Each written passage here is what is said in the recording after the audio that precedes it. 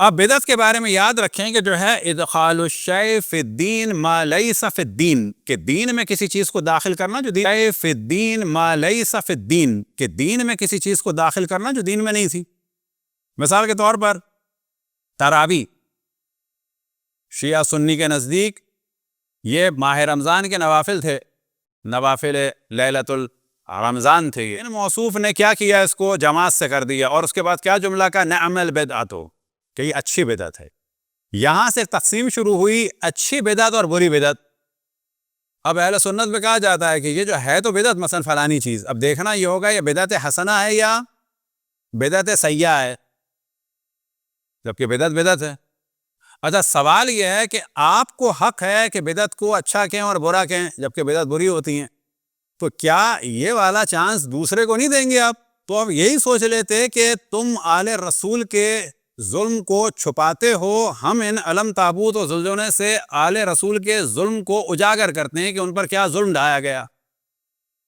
تو ایک احتمال دے لو کہ آل رسول کا اس میں دفاع ہو رہا ہے، یہ بدعت حسنہ ہوگی، اور ہمارے عام شیعوں کو کہہ دو یہ حضرت عمر کے ماننے والے ہیں۔ واہ واہ واہ واہ واہ، یا کم سے کم ان کا بھی وہی احترام کر لو جو انہوں نے کیا۔ اگر اشرف الانبیاء کے معجزات کو دیکھنے کے بعد کسی کے پاس اتنی گنجائش ہے بدعت کو جاری کرنے کی، تو یہ 1300 سال 1200 سال بعد والوں کو تھوڑی سی تو گنجائش دو۔ اگر دین میں کسی چیز کو شامل کیا جائے، مثال کے طور پہ کیا کہا جائے، ظہر کی نماز 5 رکعت ہے، فجر کی نماز 4 رکعت کر دیا، اس سے یہ بدعت ہوگی۔ مثال کے طور پہ مسلمات میں سے ہے کہ تقریباً سب میں ہی کہ واجب نماز میں ایک سورہ حمد ہے، کوئی اس کو 2 کر دے کہ میں زیادہ مواحد ہوں 2، یا مثال کے طور پر کوئی اور چیز بڑھا دی جائے کہ 2 سجدوں سے میرا دل نہیں بھرتا، مثلا 10 ہوں تو واقعاً زیادہ وحدانیت نظر آتی ہے۔ تو یہاں پہ کہا جائے گا یہ بدعت ہے، ادخال الشیء فی الدین ما لیس فی الدین، کہ دین میں وہ چیز داخل کر دی جائے جبکہ وہ دین میں نہ ہو۔ تو اسلام میں ایک اصول دین ہے فروع دین، اصول و فروع کی تو بربادی لگا دی۔ جب اللہ سبحانہ و تعالیٰ کو جسم بنایا جا سکتا ہے، سینسٹیو وہاں ہونا چاہیے۔ ہر معرفت کے منبع کو اور مصدر کو، یعنی رسالت کو، حجر و ہذیان و بکواس سے نسبت دی جا سکتی ہے، سینسٹیو وہاں ہونا چاہیے۔ اب کچھ چیزیں اسلام میں ایسی ہیں کہ جو مباح ہیں۔ اب یاد رکھیں کیونکہ ان صاحب کا تعلق جو ہے گھوم پھر کے بالآخر وہابیت سے اور اہل حدیث سے ہے، تو وہ چیز ایک باقی رہتی ہے۔ لیکن ہاں چلو جی بنو امیہ کو کہنا شروع کیا، اچھی بات ہے، لیکن بنو امیہ کو کہہ کر یہ نہیں ہو سکتا کہ چھوٹے کسی مجرم کو کہہ کر آپ کوئی بارگیننگ کریں کہ بڑے مجرم کے جرم کو چھپا دیا جائے۔ بنو امیہ کے جتنے بھی مظالم ہیں، کیا یہ کہا جا سکتا ہے کہ 3 طلاقوں کی بدعت جو ہے وہ یزید نے شروع کی ہے؟ کیا یہ کہا جا سکتا ہے کہ یزید نے رسول اللہ کو حجر و ہذیان و بکواس کی نسبت دی؟ بس آج کے دور میں اگر کوئی یہ کہے کہ یہ کام یزید نے کیا تھا، تو آپ کو کیا سمجھ میں آئے گا اس سے؟ کہ یزید پر ڈال کے کسی اور کو بچا رہا ہے۔ دین کی بربادی جو ہے وہ بہت سارے لوگوں نے لگائی، دیکھنا چاہیے لگنا شروع کہاں سے ہوئی اور بڑی کس نے لگائی۔ یہ ہم بار بار بتا رہے ہیں کہ یہ ایک نظریہ چل رہا ہے کہ اپنے آپ کو لبرل ظاہر کریں، ایسا ظاہر کریں۔ دیکھیں ہم تو دشمنان اہل بیت سے نفرت کرتے ہیں، اہل بیت سے محبت کرتے ہیں، اس کے بعد بارگیننگ کی جائے کہ دیکھو اس محبت کی وجہ سے، اور یہ جو میں نے تھوڑا سا بنو امیہ اور معاویہ کو کہہ دیا، اب تھوڑی سی ڈیلنگ کر لو، ان کو میں نے کہہ دیا ہے تم کسی کو کہنا بند۔ جیسے کوئی شیطان کا ماننے والا ہم سے کہے کہ میں نے تمہارے رسول کا نام لینا احترام سے شروع کر دیا ہے، اب تو شیطان کو برا کہنا چھوڑ دیں۔ پریکٹیکلی واقعاً جو شیطان کے ماننے والے ہیں وہ آ کے ہم سے کہیں کہ آپ اعوذ باللہ من الشیطان الرجیم اور شیطان کی مذمت چھوڑ دیں۔ آج سے ہماری کمیٹی نے فیصلہ کیا ہے کہ وہ رسول اللہ کا احترام کریں گے، یا یہ کہ چلو جی وہ ہم اللہ کا بھی احترام کریں گے، ایک مجسمہ اللہ کا بھی رکھ دیں گے۔ تو کہا جائے گا بابا تم اللہ کو مانو نہ مانو، رسول اللہ کو مانو نہ مانو، ہم شیطان کو نہیں مانیں گے۔ آپ بنو امیہ کو کہیں نہ کہیں، آپ اہل بیت کی تعریف کریں نہ کریں، ہم دشمنان اہل بیت کو نہیں چھوڑنے کے۔ کوئی بارگیننگ کی چیز نہیں ہے۔ یہ نہیں کہا جا سکتا کہ مثال کے طور پر کوئی آ کے کہے کہ میں یہ کام کر دوں گا، 2 جمع 2 کو 4 کہنا چھوڑ دیں۔ یہ واقعاً ایسی ڈیلنگ ہو سکتی ہے اخلاق کے درمیان؟ کہا جائے گا نا یہ مسلمات میں سے ہیں، تمہارے کسی بھی کام کی وجہ سے 2 جمع 2 5 ہم نہیں کرنے کے، وہ 4 ہی رہیں گے، چاہے تم ادھر جاؤ چاہے تم ادھر جاؤ۔ اب یہ کہنا کہ یہ پنجہ بدعت ہے، قیامت تو کوئی جواب نہیں دے سکتا، تو واقعاً اگر کوئی یہ سوچ ہی لے مثال کے طور پر کہ حجر اسود جو ہے اس کے اوپر چاندی چڑھائیے، قرآن سے ثابت کرو، قیامت تک تم جواب نہیں دے سکتے تو باقن کوئی نہیں دے سکتا. یعنی باقن کوئی جواب دے سکتا ہے کہ حجر اسود کے اوپر چاندی ہے، قرآن سے ثابت کرو. حجر اسود کی شکل ایسی ہونی چاہیے، چاندی چڑھا کے جو کر دیا اس کو اوول شیپ میں اس کا وہ، یعنی باقن قرآن سے آپ ثابت کریں گے.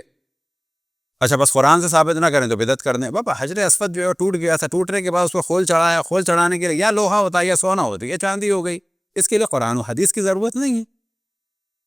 اب جو اس کا شیپ ہے بالآخر یا اسکوائر ہوتا ہے، ریکٹینگل ہوتا ہے یا سرکل ہوتا ہے یا اوول ہوتا ہے، بالآخر کوئی تو ہوتا. آپ جو بھی شیپ کرتے اس کے بارے میں یہی سوال. خانہ کعبہ کا خلاف یعنی واقعاً اسی طرح سے خالص ریشم کا ہوتا تھا رسول اللہ صلی اللہ علیہ وسلم کے دور میں، اسی طرح سونے کا کام ہوتا تھا. کہا جائے گا اجازت ہے، ایسے ہو جائے ویسے ہو جائے. جو آیتیں لکھی جاتی ہیں کیا واقعاً قرآن میں ہے کہ خانہ کعبہ پہ غلاف میں یہ آیتیں لکھا ہے؟ واقعاً لکھا ہے ایسا کہیں؟ اور اس سائز کی لکھو یا اس میٹیریل کی لکھو، سونے کی ہو کہ چاندی کالا ہو کہ سفید ہو،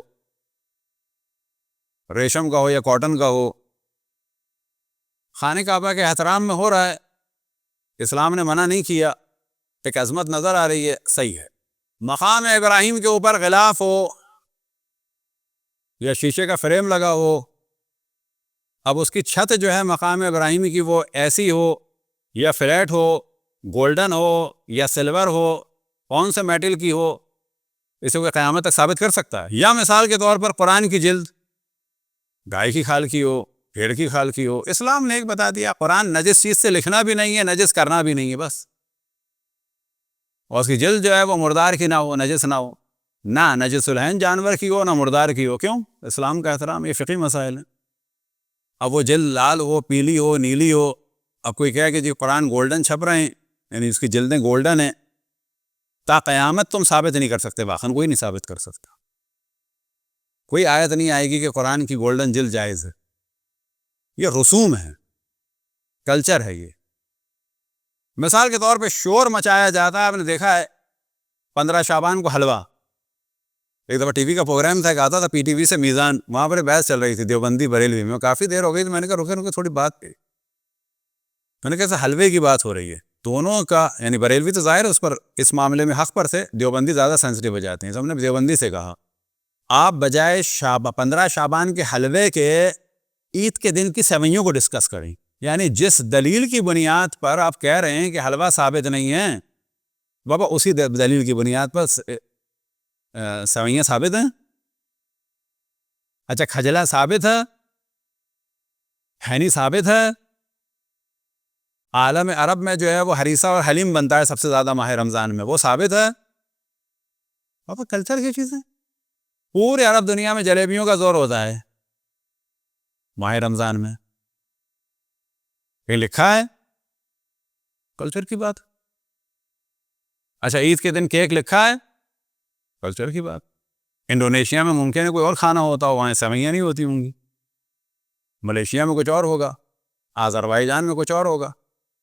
یہاں پہ کہا جاتا ہے کہ مختلف ایام کی کوئی نہ کوئی ایک اسپیشلٹی ہو جاتی ہے، کسی میں بات ہو جاتی ہے مثال کے طور پر، اور باقی چیزوں کی